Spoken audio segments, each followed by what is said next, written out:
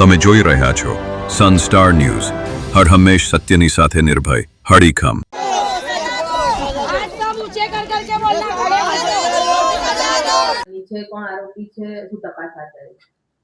આ કામે હકીકત એવી છે કે વટવા પોલીસ સ્ટેશન વિસ્તારના 4 માળિયા ખાતે આ કામના ભોગ બનનાર સગીરાને આ કામના આરોપી નામ છે ઇમ્તિયાઝભાઈ બાવા યુસુફભાઈ શેખ નાઓએ પોતાના ઘરે ચા બનાવવાના બહાને બોલાવેલ અને ચા બનાવ્યા બાદ થોડાક સમય સુધી તે ના આવતા તેની માતાને શંકા થતાં તપાસ કરતા તેની સગીરા જે છે તે આ ભાઈના ઘરેથી મળી આવેલ અને આ બનાવ 30 તારીખની બપોરની આસપાસનો છે।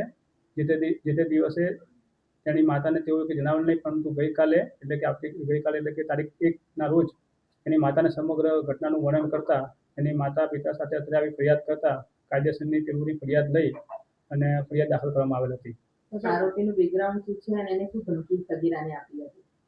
આરોપી પોતે મજૂરી કામ કરે છે। આરોપીની ઉંમર 34 વર્ષની છે અને પોતે પરણિત છે અને તેઓને પણ 4 બાળકો છે અને એ મજૂરી કામ કરે છે અને આરોપીએ એને દીકરીને કીધેલું હતું સગીરાને કે ભાઈ તું આ બાબતે કોઈને જાણ કરતી નહીં, એટલે દીકરી ગભરાઈ ગયેલી। જે તે વખતે એની માતાને જાણ ના કરેલ હતી, પરંતુ ગઈકાલે જાણ કરતાં તેઓ અત્રે આવતા તાત્કાલિક તેની ફરિયાદ નોંધી અને આરોપીને ટેકનિકલ સર્વેલન્સના આધારે વટવા પોલીસ દ્વારા તાત્કાલિક પકડી પાડવામાં આવેલ હતો।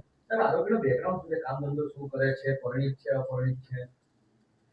આરોપી પોતે મજૂરી કામ કરે છે અને તેની ઉંમર 34 વર્ષની છે અને તેઓ પરણિત છે અને તેઓને 4 બાળકો છે।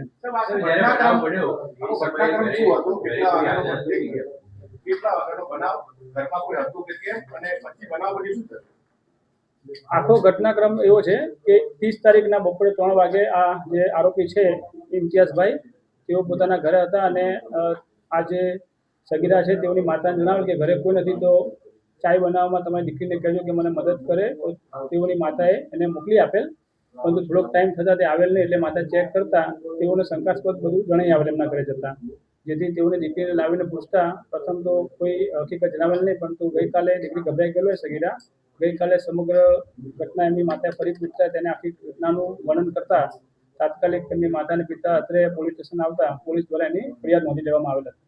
ઘટના શું બની? ઘરમાં ગઈ ચા બનાવવા, પછી શું બનાવવાનું? જ્યારે તે ઘરે ગઈ પ્રથમ એને ચા બનાવી, પછી એને એવું જણાવેલ કે તું નાસ્તો લેતી આવે, એટલે દીકરી નાસ્તો લેવા ગયેલી। નાસ્તો લઈને પરત આવતા એને દીકરી જોડે શારીરિક અડપલા કરી અને એની જોડે બળાત્કારની ઘટનાને અંજામ આપેલો હતો। કેટલા વર્ષથી ઓળખે છે?